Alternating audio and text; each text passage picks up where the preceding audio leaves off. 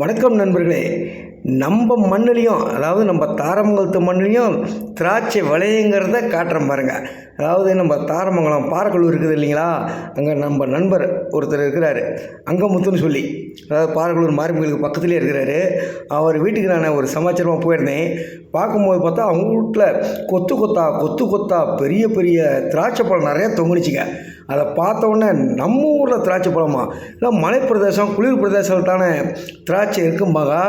இங்கேனாக்கா மிகப்பெரிய அளவில் பெரிய பந்தலில் இருக்குதே அப்படின்னு பார்த்தா அதை சாப்பிட்டா அவ்வளோ சூப்பராக இருக்குதுங்க.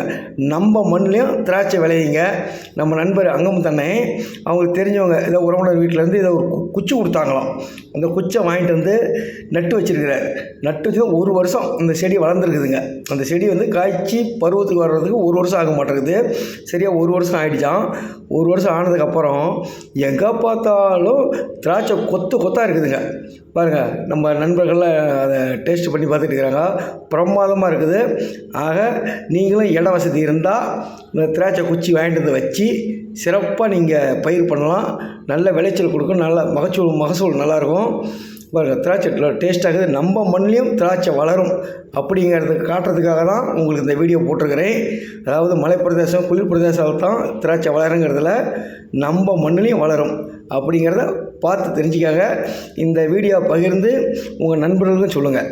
நான் கூட திராட்சையில் வந்து பழக்கடையில் தான் கொத்தாக பார்த்துருக்குறேங்க. ஆனால் உண்மையிலே திராட்சையை தோட்டத்தில் பார்த்ததில்ல, செடியில் பார்த்ததில்ல.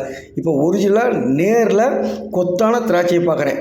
அது இந்த திராட்சை வந்து கருப்பு திராட்சை, பச்சை கலராக இருக்குது. இப்போ அதையும் பழுக்க நல்லா கலர் மாறுது, செந்நிறமாக வருது.